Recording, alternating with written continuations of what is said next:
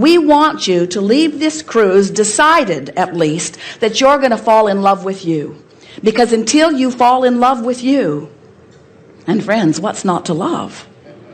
Until you fall in love with you, you cannot be in the state of allowing. You're only eking out a very small percentage of what is potentially there for you. So, what are the components of being in love with you? Well, it's a gut thing. It's a visceral thing. It's a how I feel. Have you ever tried to make a list of your positive aspects? Is it easy for you? Or is it easier for you to make a list of everybody else in the world's positive aspects? For most of you, we have not seen you practicing loving yourself very much. And we want you to begin making it an emotional feeling thing rather than so much of a thinking thing. But you've got to practice it. You've got to fall in love with you. So, to begin here today, we would like to give you a list of all of the reasons that we love you. We want you to feel the love that Source feels for you. And it would take some doing for you to get up to speed with the way we feel about you, because we have a broader view of you. We know the whole of you. But it is our desire that you make it your quest, that you begin to fall in love with you. And we would like you to begin singing your own praises, at least to your inner being. We want you to know that when you are self-critical, you are very far, in fact, the furthest away from vibrational alignment with Source that you can be. And you are therefore practicing unworthiness rather than worthiness. And therefore, in your practice of unworthiness, you are not practicing the art of allowing.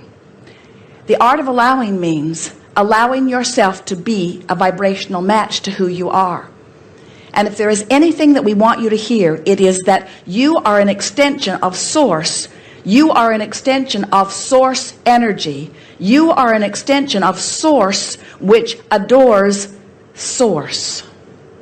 In other words, Source is love. Do you know that in that which man calls God and in that which we call Source or inner being or Source energy, that there is nothing but love? That's all that exists. That vibration has no resistance whatsoever in it.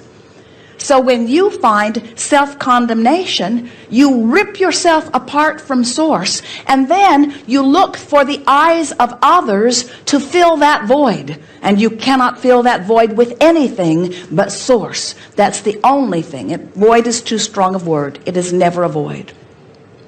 So here's our list of why and how we love you. Because you said, I will go forth into the new environment and I will find a way to steady myself, and I will let this new environment stimulate me to the new idea that you then, Source, can rejoice in. We love you for that, because you, pioneers out here on the leading edge, are responsible for taking thought beyond that which it could be otherwise. So you, the part of us that is you, are responsible for keeping the eternalness in eternity. That's a big reason, don't you think? We love you because you are willing to come forth into an environment where there are many unknowns, and you are sure enough from your broader non-physical perspective, you are stable enough that you are willing to take the plunge into this environment, and you are very fast at adapting to it no matter what it is. That's a big reason, don't you think? You are adaptive beings who have a powerful basis. You are intellectual geniuses in that you are born with a faceted mind that gives you the capability of acknowledging your surroundings and becoming at one with it. Now that goes back to the adaptation, but we want to take this appreciation of you just a little further by saying to you that your willingness and ability to adapt is the most responsible thing for the expansion of the universe of all. Your willingness to participate. Now, so far, what we feel from you is not really a resounding rejoicing in who you are, because after all, everybody that's come forth must surely be all of that. So am I the individual that is me here in this body? I am not so special then, am I? Because all that have come forth have come forth for all of that.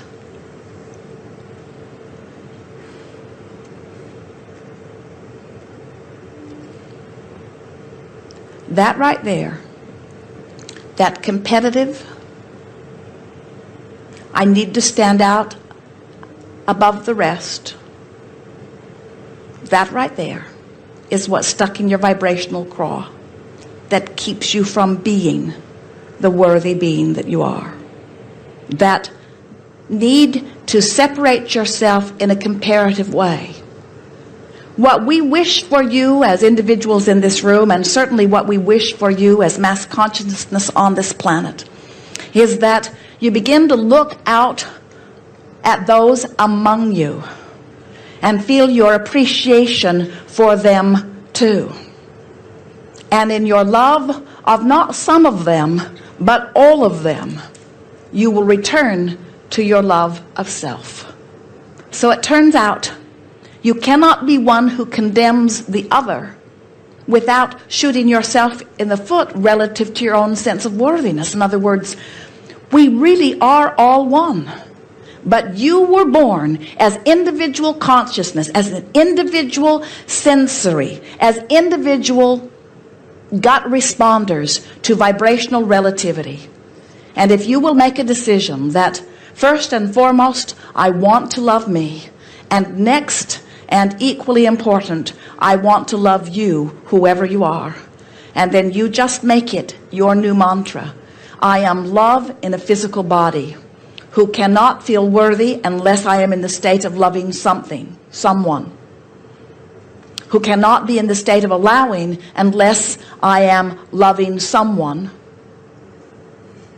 We think that this new way of looking at it, as you begin to wrap it around the day-to-day experiences that you begin living, will bring you very fast into vibrational alignment with the art of allowing. And then those who watch you will be reflecting back to you evidence that you may lose sight of. Because when you get tuned in, tapped in, turned on, when you become a vibrational match to the energy that is you, the good stuff just keeps feeling like the next logical step, the next logical step, the next logical step. You find yourself saying again and again, but of course, things always work out for me. Things always do work out for me. I am blessed. I am guided. I am blessed. I am guided. I am the epitome of well-being. Things always work out for me. And then begin noticing how many things who look like they're going wrong turn out to really be going right. It felt like it was going wrong, but really it was going right because things always work out for me. And when you begin to get into that attitude where no matter what happens, you say, there's something in here about this that someone's orchestrating on my behalf because things always work out for me. Things always work out for me. Things never go wrong for me. Even when they look like they're sort of kind of going wrong, they're really not going wrong. They're really going right. And later on, I'll be able to see it more clearly. And as you begin to beat that drum and allow the things in your life to really go right for you, what you will begin to notice is that you will find an avalanche of people making their way into your life experience. And don't worry, it'll only be those who are ready to know what you are already knowing who will begin to reflect back to you in amazement the extraordinary life that you are living. And you may find yourself surprised when you say, oh, I'd sort of forgotten. I thought everyone was sort of living this sort of life. We want you to be the ambassadors that you were born to be, the ambassadors of well-being, the ambassadors of worthiness, the ambassadors that move through time and space amongst those who maybe don't remember yet. And that the thing that you are expressing with the greatest amount of fervor and the greatest amount of supportive evidence to back it up, that says things always are in the process of working out for me because I was born to live a good life. It is my inheritance. It is my destiny. And it is that which is happening around me all day, every day. We are eager to talk with you about anything that is important to you. We want to help you see that your destiny is one of well-being.